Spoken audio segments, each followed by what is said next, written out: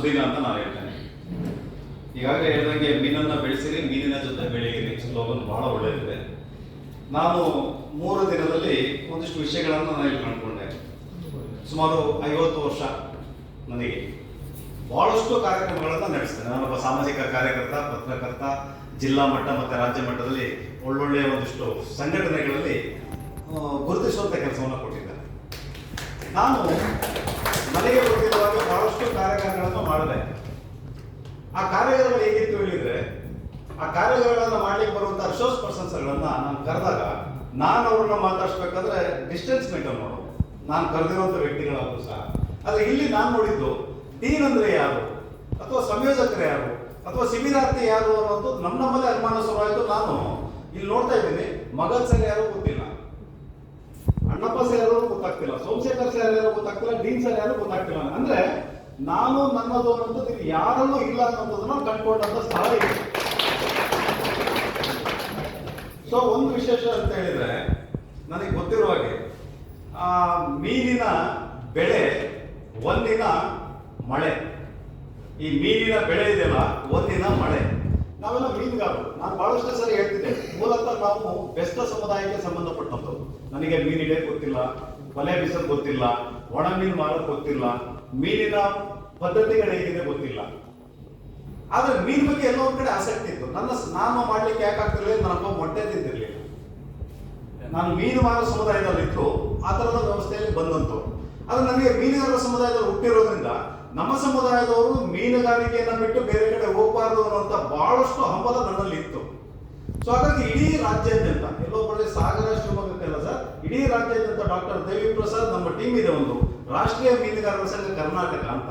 Doctor ಪೂರ್ಣಾನಂದ ಅವ್ರ ಬಗ್ಗೆ ಮಗದವರು ಹೇಳಿದ್ರು. ಅವರು ಸಹ ಅದಕ್ಕೆ ಸಂಬಂಧಪಟ್ಟಾಗ ನಮ್ಮೆಲ್ಲರನ್ನ ಕರೆದು ರಾಜ್ಯಾದ್ಯಂತ ಪ್ರವಾಸ ಮಾಡಿದ್ರು.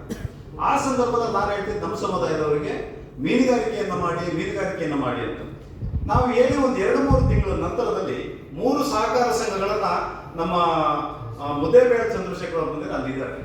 ಇವತ್ತು ಇಡೀ ಅಲ್ಲಿ ಒಂದು 8-10 ಕೆರೆಗಳನ್ನು ಹಿಡಿಯುವಂಥ ವ್ಯವಸ್ಥೆ ಆಯಿತು.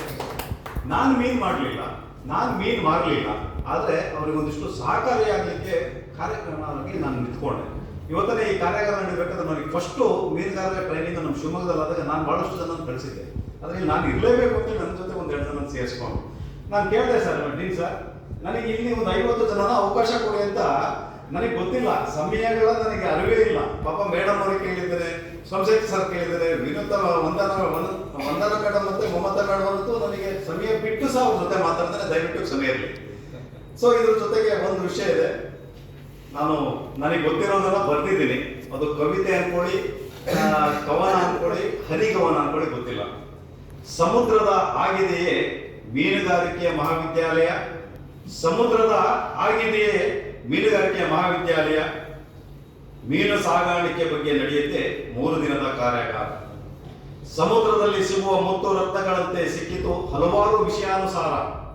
ಸಮುದ್ರದಲ್ಲಿ ಸಿಗುವ ಮುತ್ತು ರತ್ನಗಳಂತೆ ಸಿಕ್ಕಿತು ಹಲವಾರು ವಿಷಯಾನುಸಾರ. ಸಮುದ್ರದಲ್ಲಿರುವ ಹಲವು ವಿಶೇಷ ಮೀನುಗಳಂತೆ ವಿಶೇಷ ತಜ್ಞರಿರುವ ಈ ಮಹಾವಿದ್ಯಾಲಯ. ಸಮುದ್ರದಲ್ಲಿರುವ ಹಲವು ವಿಶೇಷ ಮೀನುಗಳಂತೆ ವಿಶೇಷ ತಜ್ಞರಿರುವ ಮಹಾವಿದ್ಯಾಲಯ, ಅದುವೇ ಮೀನುಗಾರಿಕಾ ವಿಶ್ವವಿದ್ಯಾಲಯ. ಸಮುದ್ರದಲ್ಲಿ ಸಿಗುವ ಮುತ್ತು ರತ್ನಗಳಂತೆ ಕಂಡವು ವಂದನಾ ಮಮತಾ. ಸಮುದ್ರದಲ್ಲಿ ಸಿಗುವಂತ ಮುತ್ತು ರತ್ನಗಳಂತೆ ಕಂಡವು ವಂದನಾ ಮಮತಾ. ಶಾರ್ಕ್ ಮೀನಿನಂತಿರುವ ಶಿವಕುಮಾರ ಮಗದ, ಆನಂದ ಮುಖದ ವನ್ನಾನಂದ.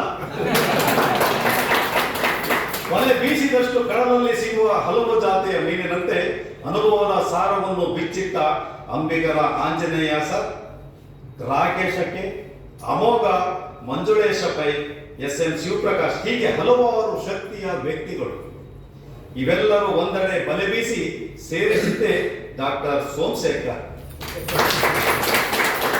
ಹೀಗೆ ಜಮ್ಮು ಕಾಶ್ಮೀರದಿಂದ ನಮಗೆ ಅನುಭವದ ಅಮೃತಗಳು, ಜಮ್ಮು ಕಾಶ್ಮೀರದಿಂದ ನಮಗೆ ಅನುಭವದ ಅಮೃತ, ಹೀಗೆ ಅಮೃತ ದಾರಿಯಾಗಿ ನಡೆಯಿತು 3 ದಿನದ ಮೀನುಗಾರಿಕೆಯ ಕಾರ್ಯಾಗಾರ. ಅದುವೇ ನಮ್ಮ ಜೀವನಕ್ಕೆ ಆಧಾರ. ಈ 3 ದಿನದ ಕಾರ್ಯಾಗಾರ ನಮ್ಮ ಜೀವನಕ್ಕೆ ಆಧಾರ. ಕೊನೆಗೂ ಗೊತ್ತಾಯಿತು, ಮೀನಿನ ಬೆಳೆ ಮೀನಿನ ಬೆಳೆ